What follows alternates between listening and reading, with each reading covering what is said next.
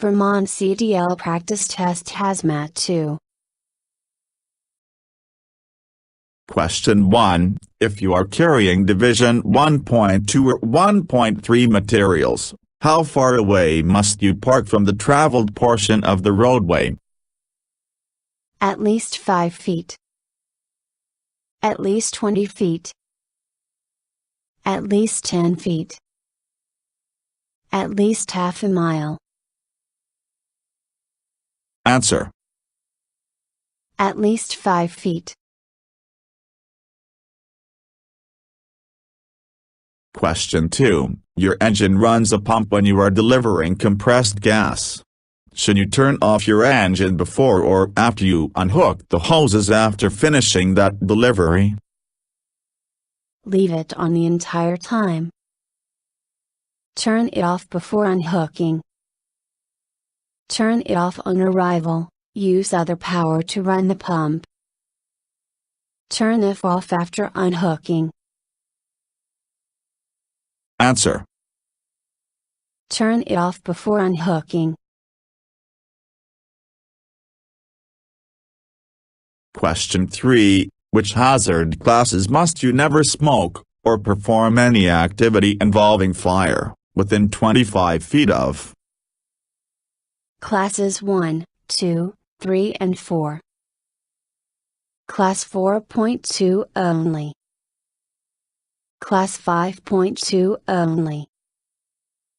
Class 1 only. Answer.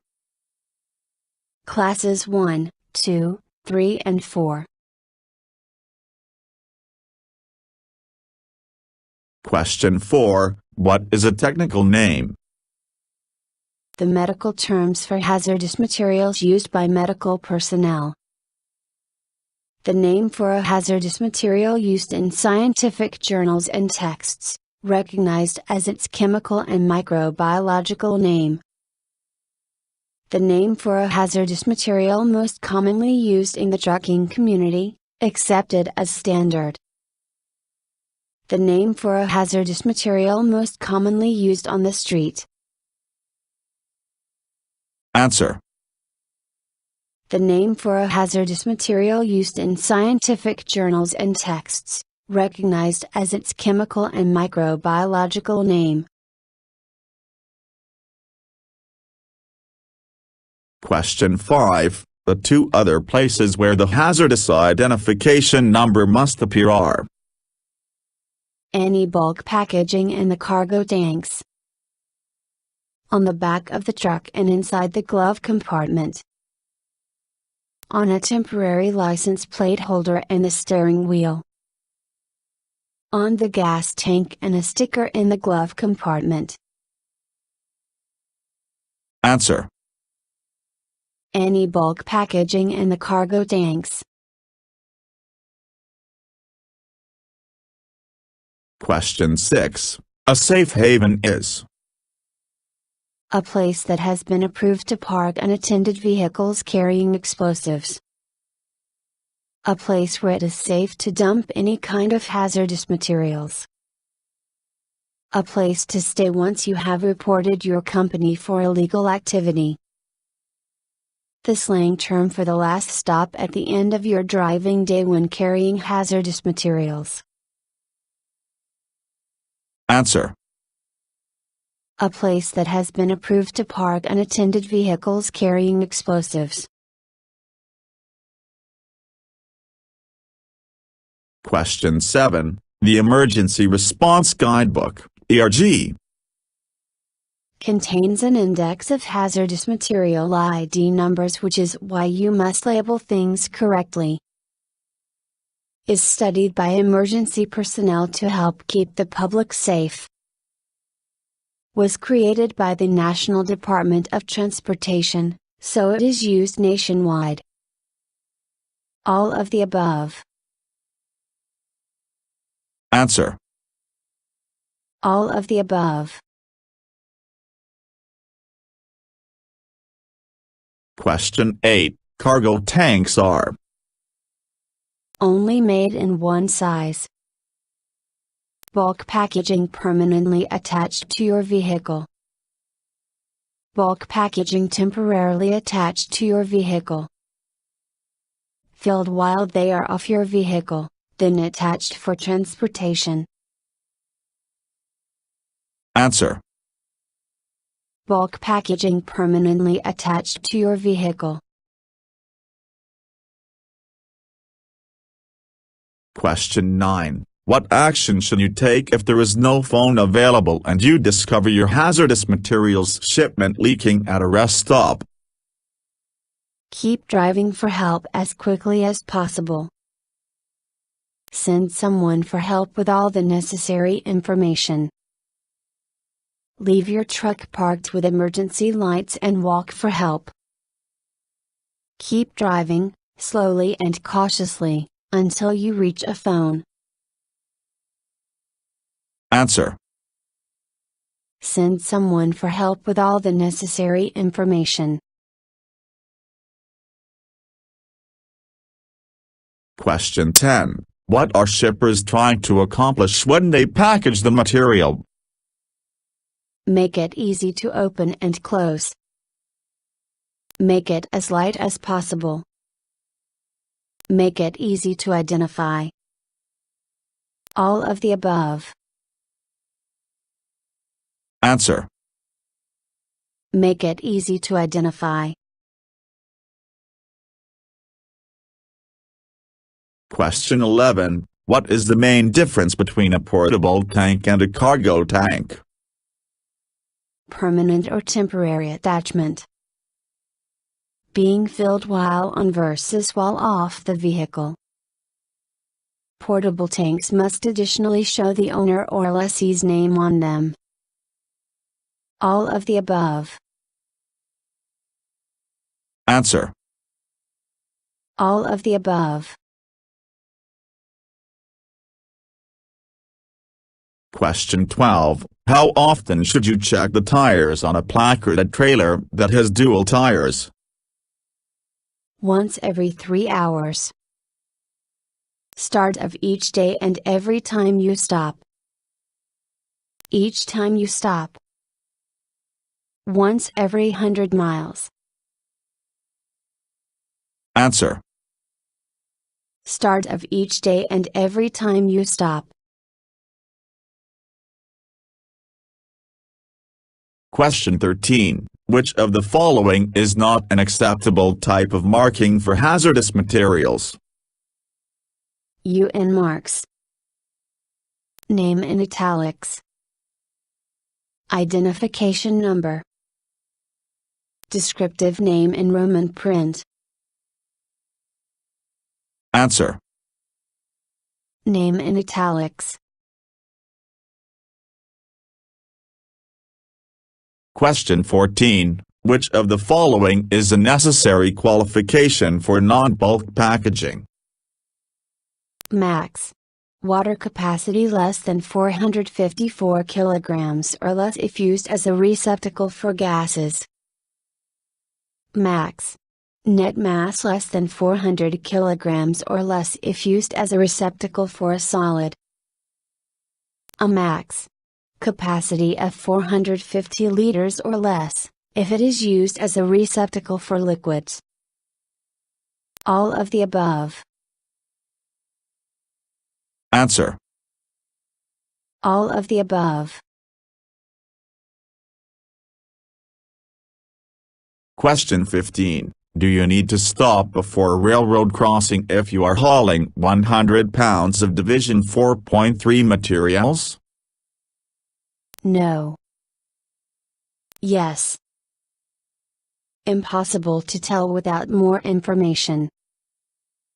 Only if the arm is down telling vehicles to stop. Answer. Yes. Question 16. Which of the following 3 hazard classes should not be placed into a temperature-controlled trailer, one with a heater, air conditioner unit? Classes 1, 3 and 6. Classes 1, 4, and 5.1. Classes 1, 2.1 and 3. Classes 1, 3, and 4. Answer. Classes 1, 2.1 and 3. Question 17. Where are the two main places where the hazardous identification number appear? On the package and on paperwork at the shipping destination. On the shipping paper and on the package. On the package and on paperwork at the shipping point of origin. On the shipping papers and on a secret document in the driver's wallet. Answer. On the shipping paper and on the package. Question 18. If you are already carrying 100 pounds of silver cyanide, what precautions must you take if you are given papers at dock to carry 100 cartons of battery acid? Inform someone and not load the battery acid. Make sure there is plenty of space between the two. Make sure the battery acid is loaded on top of the silver cyanide. Make sure the silver cyanide is loaded on top of the battery acid. Answer. Inform someone and not load the battery acid. Question 19. Which of the following materials would be acceptable floor liner for moving Division 1.1 or 1.2 materials? Carbon steel. Non-ferrous metal. Stainless steel. All of the above. Answer. Non-ferrous metal. Question 20. What is the purpose of a driver placarding his or her vehicle? Warning those with children to drive in another lane. Forcing other drivers to stay 20 feet away in every direction. Giving people something interesting to look at while driving. Communicating risk. Answer. Communicating risk. Question 21. Which of the following hazard classes utilizes a transport index in order to determine how much of it can be loaded on a single vehicle for transport? Class 1, explosives. Class 3, flammable liquids. Class 7, radioactive materials. Class 4, live chickens. Answer.